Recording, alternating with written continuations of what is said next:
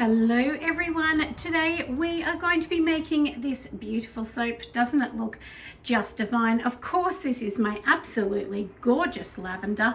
So here we are, let's go and make it. I'll show you how I'm making this, and then we'll cut it and make it just look beautiful because I am desperately running out of soap.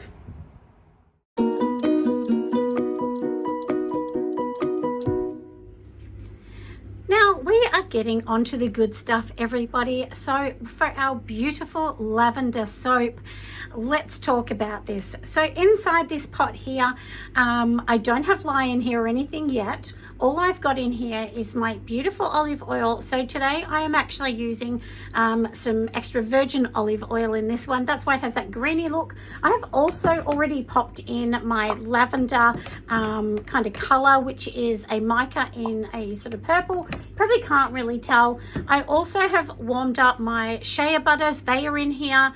And the reason, what I actually do is I actually get all my shea butters, my, coconut oil, whatever butters you're using. So I'll do them on a double boil, and then what I do is put them in here. I add all the other oils in about half an hour later, and these other oils help bring that temperature right down. So at the moment the temperature here is about 24 degrees Celsius, and in this one here, which is the lye, and the reason it is white, the lye here, is because I actually have added some titanium dioxide. Now in this one here, it's probably around the 38 degrees Celsius. It's a bit hot. We really want them to be similar, and when it's hot, what actually happens is then you can have a problem with it seizing up really fast. That's happened to me before. So anyway, like I said, we've got everything here, and I'm going to take a picture of you and show you my new glasses. They are so cute. I love them. I look like a bit of a crazy inventor. So anyway, let's do this while we're waiting for this to cool down, and of course then we're going to make this beautiful soap. Now, I know I have my dressing gown on. It is freezing, and it's been my birthday, so my mother-in-law bought me this dressing gown. I actually have 5 now, which is really crazy, isn't it? But 2 that my dad actually had left me, and anyway, and I've got my own. But it is super cold in Melbourne. It's been 1 degrees or -1, which is really cold for Australia. We don't often get that. Usually a cold day for us is 14 degrees Celsius or 15. So anyway, but I have these beautiful glasses. These are, and I'll put them on so you can see how crazy I look.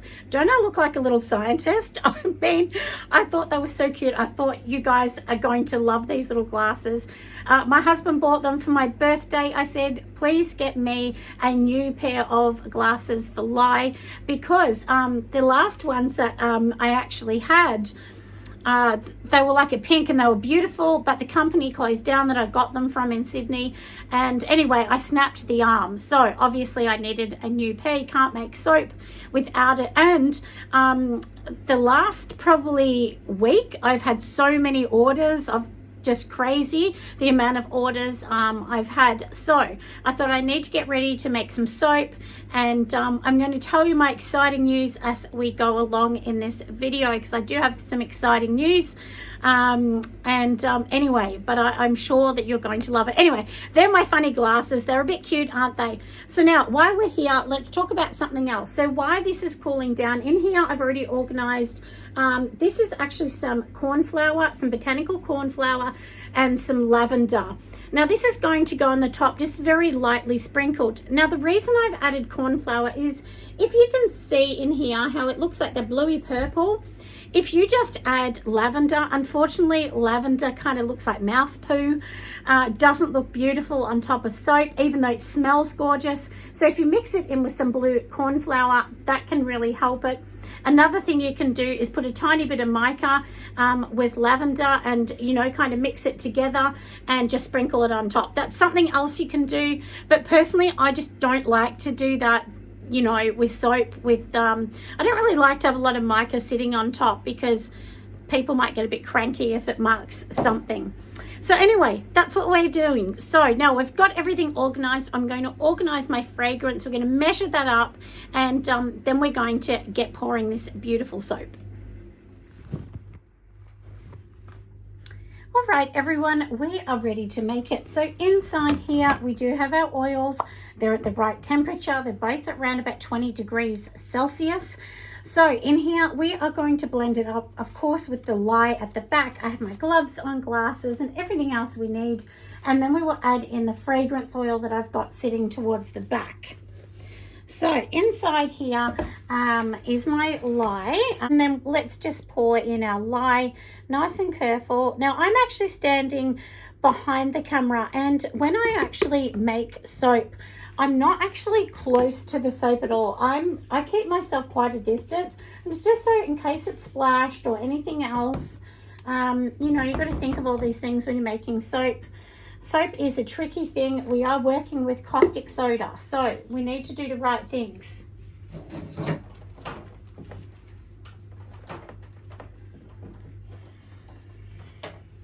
So now let's just pop on our blender. This is a Braun for anyone that wants to know. And look, it's not, I'm not going to say it's the best on the market, of course not, but I've had this for years and it has really been amazing. So I can never complain. Anyway, let's blend this up, my friends. Just give it a bit of a burp. That means tap it on the bottom and it will allow the bubbles to release to the top.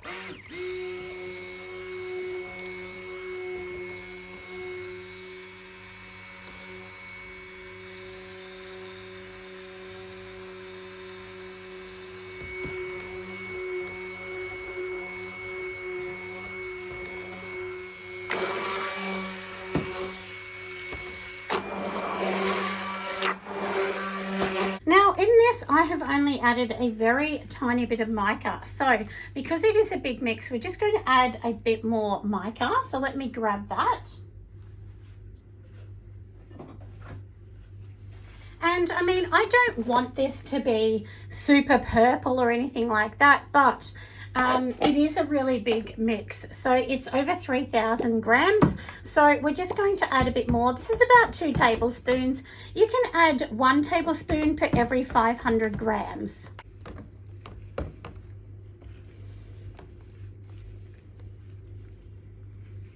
That is enough. We are going to add in our fragrance. So here it is.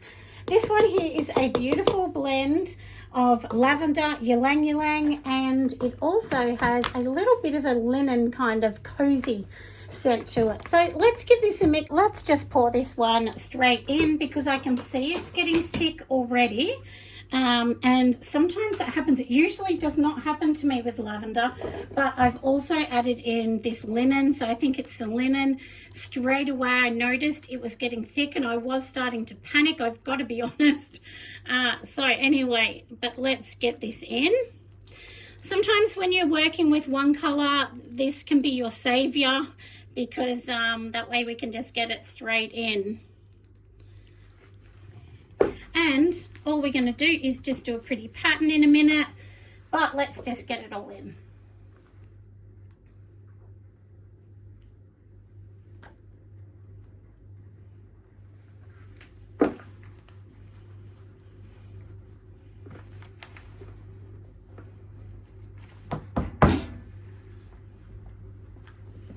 Yay, we did get it in. And I have a tiny bit left, so I'm just going to make some little molds. A quick pattern. Now you can see how much this is setting up super fast, which is okay. We can still work with this. But, you know, now I'm going to know for next time because I do create my own, you know, scents. So sometimes it's a bit of a learning. Now, usually if you use lavender, it's, you know, it loosens up the batter, not the other way around. But obviously with a bit of linen and sort of got a blonde kind of woods and so on in this, it really didn't do the same. But, you know, we're going to work with it, my friends. And I also do work with a very steep water discount as well. I started doing that some time ago. I really like it, but sometimes it doesn't play nice with these things. Because this is a little bit messy, let's just give it a bit of a swirl in the middle, even though it's not going to matter because we are going to be putting our lavender through the center. All right, doesn't that look beautiful? It looks really nice. And now we're just going to add our, you know, lavender slash blue corn for sort of flowers, isn't it? I feel like I'm losing my mind at the moment trying to remember what I am saying because I just have so much on.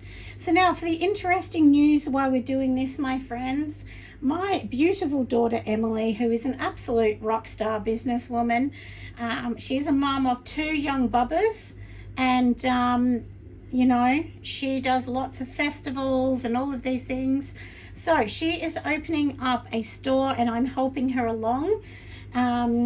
So she's opening up, it's like a pop-up store, so it's in a full a shop front and everything, but it's just going to be for 6 months and see how she goes, which is the perfect way to dip your toes in the water if you can find a little pop-up, because you may not actually like it. So this way you kind of get to decide what you like, don't you? But anyway, doesn't this look beautiful? I hope you love it. I think it looks absolutely divine. And anyway, that is lovely. So now we're just going to give it a spritz of alcohol because that's going to try and limit the frosting on it. But, you know, we don't need to. Actually, I'm not going to do that because I had decided earlier that maybe we're going to put this in the oven. I promise to bring you back for the cut tomorrow. So we're going to leave this for 24 hours and we'll bring it back. So I'll see you tomorrow. It is the next day, everyone, and we are going to be cutting this absolutely beautiful soap. So let me just pop this over. I have done one little cut, and one thing that always does amaze me is, you know, the coloration on how things change with soap. It's very, very interesting. Now, all my soap, I cut it at 2.9 centimeters, so it fits in the 3 centimeter boxes that I have coming. So anyway, this is what it looks like, but it will go this beautiful sort of grayish lilac-y sort of color, which is really nice, exactly what I want. So I hope you have enjoyed my video, my friends. I'm going to see you on the next one.